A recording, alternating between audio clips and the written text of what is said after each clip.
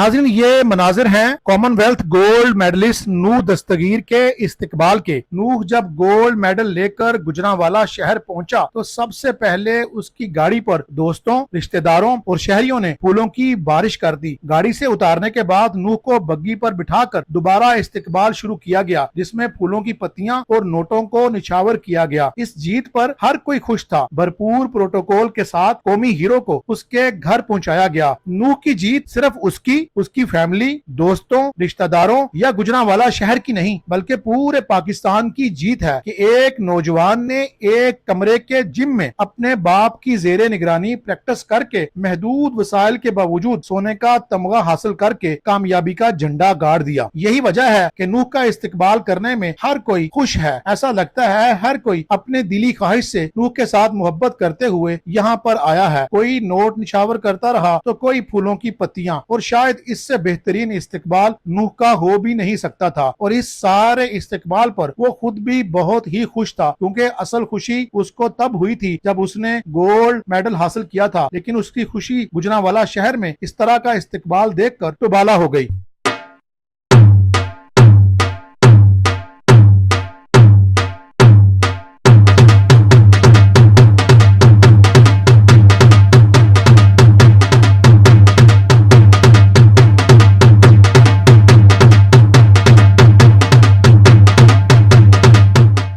अस्सलाम वालेकुम नाज़रीन, मैं हाफिज़ शाहिद मुनीर हूँ और आज हम कॉमनवेल्थ वेट लिफ्टिंग के कौमी हीरो नूह दस्तगीर बट के घर में आए हैं, जिन्होंने कॉमनवेल्थ गेम में गोल्ड मेडल लेकर पाकिस्तान का नाम दौलत मुश्तरका में रोशन किया है। हम उनके घर के अंदर जाएंगे, उनसे बात करेंगे, उनके वालिद साहब से भी बात करेंगे, उनकी वालदा से भी बात करेंगे और ये भी दिखाएंगे कि वो कैसे प्रैक्टिस करते हैं, अपनी गेम कैसे किया करते थे, उनके पास कौन से ऐसे वसाइल थे जिन पर उन्होंने अमल पैरा हुआ, कौन से ऐसे वसाइल थे जिनको इस्तेमाल करते हुए उन्होंने कॉमनवेल्थ में गोल्ड मेडल हासिल किया। आप हमारे साथ ही रहिएगा।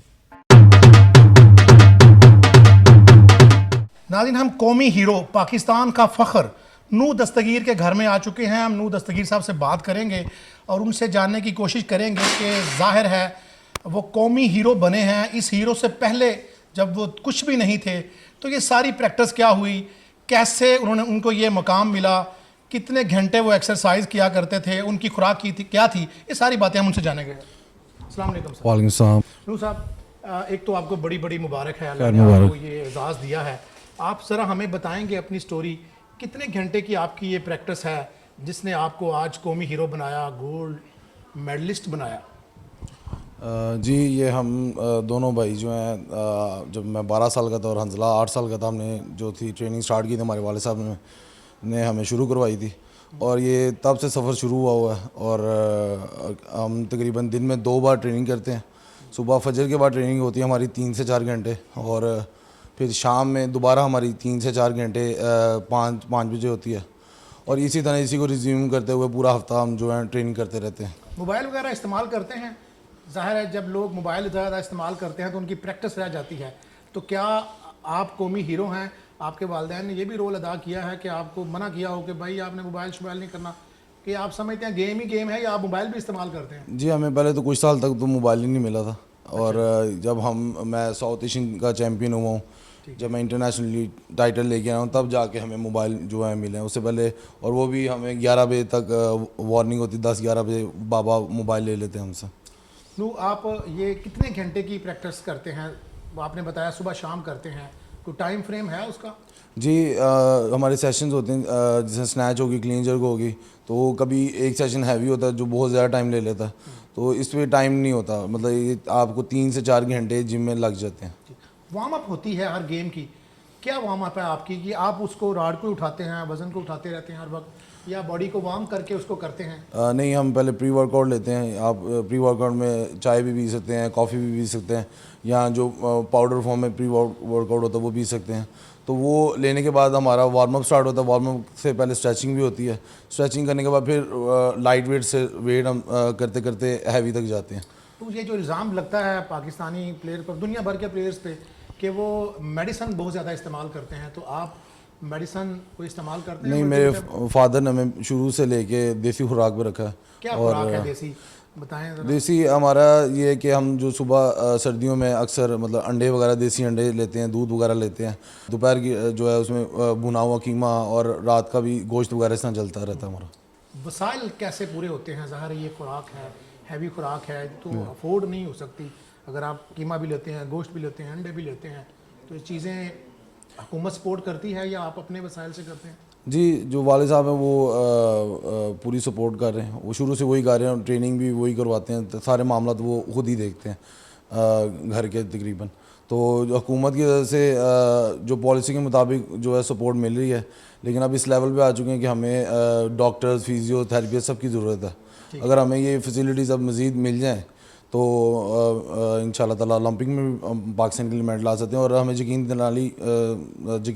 दिलाया गया है कि पाकिस्तान स्पोर्ट्स बोर्ड जो है, हमारे जो डीजी आसिफ जमान साहब, उन्होंने कहा है कि इंशाल्लाह ताला जो जो आपको फैसिलिटीज़ चाहिए, जो कैंप में जो मिलती हैं, वो हम आपको घर में प्रोवाइड करेंगे और आप फिर जो है तैयारी करें। कितने दिन पहले माहौल से एडजस्ट होने के लिए, जहाँ आप मुकाबले करने गए हैं, कितने दिन पहले आप पहुँचे हैं? फिर वहाँ का ज़ाहिर है माहौल होता है, सर्दी होती है, हवा है, पानी है। मैं तकरीबन 5 से 6 दिन पहले अपने कंपटीशन से पहले पहुंचा हूँ, लेकिन जो बाकी जो टीम्स थी इंडिया की या न्यूजीलैंड की, वो ऑलरेडी 2-2 महीने से वहाँ पे थी। लेकिन हमें क्योंकि हमारे बजट का इश्यूज़ होता है, तो वो उस लिहाज से फिर हमें भेजते हैं, तो हम तकरीबन 5 से 6 दिन पहले ही पहुँचे। आप उम्मीद करते हैं कि जब आपने गोल्ड मेडल ले लिया है थोड़े से वसाइल के अंदर, छोटे वसाइल के अंदर, तो उम्मीद करते हैं कि अब जब हम भी जाएंगे, ओलंपिक में जाएंगे या बड़े मुकाबले में जाएंगे, तो हमें भी पहले टाइम दिया जाएगा ताकि हम माहौल में एडजस्ट हो जाएं? किसी यकीन दहानी कराई? देखिए, हमारे वाले साहब ने हमें सिखाया कि जितना मर्जी मुश्किल वक्त हो, जितना मर्जी अगर फैसिलिटीज़ नहीं है, हम उसके बावजूद कर रहे हैं, तो वो उन्होंने हमेशा ही सिखाया कि अगर कोई चीज़ नहीं है उसको छोड़ के मतलब उस अगर वो नहीं मिल रही तो उसके पीछे रोने का कोई फ़ायदा नहीं। आपकी शादी हुई है? नहीं। लोग कहते हैं हर कामयाब मर्द के पीछे एक कामयाब औरत होती है, आपके पीछे नहीं, कामयाब मेरे वालदैन। वालदा है। हाँ, मेरी बाजी से वालदा। बात करते हैं। आपको मुबारकबाद है कि आपके बेटे ने इतना बड़ा मेडल लिया है। आपके से सवाल है, एक माँ है आप, जाहिर है ख़वातीन हैं, वैसे तो माएँ कभी भी नहीं बेटों का काम करते, औलाद का थकती, कितनी मेहनत करनी पड़ती है इसकी कामयाबी के लिए? आप एक तो प्रैक्टिकली करती हैं, फिर दुआ भी करती हैं इनके लिए? हाँ जी, तो हजरत में भी दुआ करते हैं, और जब सुबह सारा दिन नमाज जब पढ़ते हैं 5, उसमें भी दुआ करते हैं। खुराक और क्या क्या तैयार करते हैं? आपने कोई रखा हुआ मेड रखी हुई है या बेटे के लिए सारा कुछ आप खुद तैयार करते हैं? मैं सारा कुछ खुद ही करती हूँ, इनके कपड़े भी, खाना भी, हर चीज़। क्या होती है खुराक सुबह के वक्त? चेंज होती सुबह रहती के है? हाँ जी, चेंज होती है मौसम के मुताबिक। अगर सर्दियाँ हैं तो सर्दियों में पराठा भी हो जाता है, अंडे भी हो जाते हैं, दूध भी होता है, और वो सर्दियों में एक हम स्पेशल इनके लिए वो आपको बाजी बादाम की गाइडलाइन की जरूरत तो नहीं होगी। आपके मियाँ भी आपके खुद मियाँ ही- भी चैंपियन थे जी। तो आपको तो पहले ही पता होगा। आप तो खुद एक फिजियोथेरापिस्ट भी हैं, आप डॉक्टर भी हैं, आप न्यूट्रिशनिस्ट भी होंगी। लेकिन ज़्यादातर जो है ना वो ये खुद ही हैं। अच्छा जी। हाँ, आपको ये कौन गाइड हमें- करता है कि क्या पकाना है किस ये वक्त? मेरे मौसम- मियाँ करते हैं। मौसम के लिहाज से ये करते हाँ हैं। जी, कि मतलब अब तो पता चल गया है, वैसे पहले नहीं था पता इतना, लेकिन इन्होंने मतलब रखा होता है कि ये 2 बेटे हैं आपके? हाँ जी, दोनों दोनों के लिए माशाल्लाह। खाना आप खुद तैयार करते हैं? कितने हाँ बजे जी। उठती हैं सुबह? आपने कहा मैं तहज्जुद भी पढ़ती हूँ माशाल्लाह। हाँ जी, तो कितने सुबह बजे उठते उठते हैं? ये भी सुबह के वक्त उठ जाते होंगे? सुबह उठते हैं ना जब तहज्जुद के टाइम, तो फिर तहज्जुद पढ़ के तो साथ ही इनके लिए जो पकाना होता है वो ऊपर रख देते हैं। फिर जब फजर का टाइम आता है, वो नमाज पढ़ के, तो मैं तैयार करके रख देती हूँ, तो ये ट्रेनिंग कर रहे होते हैं इधर, ठीक है। तो फिर मैं लेट जाती हूँ जाके, फिर ये गर्म करके तो उन्हें दे देते हैं। जज्बात क्या थे आपके जब आपका बेटा वो मेरे कॉमनवेल्थ लड़ रहा था? तो कोई डर था? नहीं, दुआ ज़्यादा थी कि डर डर था कि मेरा बेटे को हार ना जाए मेरा बेटा? नहीं, ये अल्लाह का शुक्र है कि अल्लाह पे यकीन था कि मतलब कि इतनी उसने मेहनत की है तो ज़रूर कामयाबी मिलेगी। तो लेकिन यह कि मेरी तबीयत थोड़ी ख़राब हो गई थी। दुआएं थी आपकी बहुत हाँ ज़्यादा? जी, वो तो मैं सोई नहीं जितने दिन ये लोग उधर रहे हैं। तो जब इसका मुकाबला हो गया तो फिर उसके बाद मैंने रात को सोना शुरू किया, वरना पहले मैं सारी रात जागती रहती थी। तो मुख्तलिफ फिर कोई काम कर लेनी, साथ तलावत लगा लेनी, इस तरह था। Thank you very much. हमारे साथ दस्तगीर भट्ट साहब हमारे बड़े अच्छे दोस्त हैं, ख़ुद भी साउथ एशियन चैम्पियन कई बार रहे, हमें भी नहीं याद, हमने तो जब बच्चे थे तो देखते आए। आज आपकी एक नई नस्ल है सर दस्तगीर साहब, क्या वसाइल हैं आपके? वसाइल कितने हैं सर? वसाइल अल्हम्दुलिल्लाह फैमिली वाइज मतलब कि हम स्ट्रॉन्ग थे। तो फिर ये कुछ तो जब मैं अपने दौर में वेट लिफ्टिंग करता था मैं कुछ कुछ चीज़ों की कमी महसूस करता था, लेकिन बाद में जब मतलब कि ख़ानदान में जो जो भी भाइयों में तकसीम होती है वो मेरे काफ़ी अल्हम्दुलिल्लाह वो अच्छी अमाउंट थी। तो फिर मैंने सोचा कि क्यों ना मतलब कि अपना वो जो शौक़ अधूरा था या जो मैं मतलब नहीं कर पाया मैं इनको कराऊँ। फिर इनको मैंने वेट लिफ्टिंग शुरू कराई है। तो लेकिन ये हुआ कि इस वसाइल तो थे बहुत, लेकिन आपको तो बहुत ज़्यादा पता है। फिर मैंने होटल भी बेचा, घर भी बेचे, गाड़ियाँ भी बेची, सब कुछ बेचा। एक वक्त ऐसा भी मैंने देखा कि मैं तकरीबन 1 या 2 कमरे के घर में किराए में भी चला गया हूँ। तो इसके अलावा मतलब कि मैंने अल्लाह बख्शे डॉक्टर इसरार अहमद रहमतुल्लाह फरमाते थे कि जब तक आप अपनी हर चीज़ कुर्बान ना कर दो उस वक्त तक अल्लाह भी दुआ नहीं सुनता। तो मेरे ज़हन में भी था उनका भी मिशन जो उन्होंने किया था। तो फिर मैंने भी अपनी हर चीज़ जो है ना, हत्ता कि एक दिन ऐसा भी हादसा मैंने वक्त देखा है कि मेरे पास गाड़ियाँ भी ख़त्म, हर चीज़ ख़त्म, एक बाइक बची थी। तो उस दिन मैंने ये फ़ैसला करना था कि मैंने आज मीट लेके जाना है कि मोटरसाइकिल के ऊपर वापस घर जाना है। तो मैंने उस बाइक को भी सेल किया और फिर मैंने वहाँ से ही मीट लेके जो इनकी ज़रूरियात थी वो लेके फिर घर आया हूँ। ये मैक्सिमम नीचे की सतह चले गए थे, लेकिन फिर उस मतलब अल्हम्दुलिल्लाह फिर अल्लाह ताला ने फिर मुझे उठाया। बच्चों ने मतलब कि इनकी मेहनत थी और इन्होंने भी बहुत जान लड़ाई है और हमने भी जो कर सकते किया। फिर अल्लाह ताला ने बेहिसाब मतलब कि नवाजा भी है, इज़्ज़त भी दी है, नाम भी दिया और फिर अल्हम्दुलिल्लाह अब अल्लाह ताला ने वो। बट साहब कल एक वक्त था लोग कहते थे साउथ एशियन चैम्पियन दस्तगीर भट्ट साहब आ गए हैं, और ये बच्चा जब गेम करना चाहता था तो लोग कहते थे ये दस्तगीर भट्ट का बेटा है। आज कैसा लगता है जब लोग कहते हैं ये नूह का बाप आ रहा जी जिसके बेटे ने हाँ जी, कॉमनवेल्थ जीता है? आज आपका दर्जा नीचे आया या आप फ़ख्र से और ऊपर गए? नहीं, औलाद के मामले में तो अपनी कामयाबी से बड़ी इनकी कामयाबी लगती है हमें। लेकिन ये अब बिल्कुल आपने बिल्कुल सही कहा। अब मुझे लोग जब मैं अभी भी गया हूँ बाहर या निकलता हूँ तो अब लोग इशारे कर रहे होते हैं मेरी तरफ कि ये मतलब कि नूह के वालिद है। पहले ये मेरे नाम से पहचाने जाते थे, अब शायद मैं इनके नाम से पहचाना जा रहा हूँ।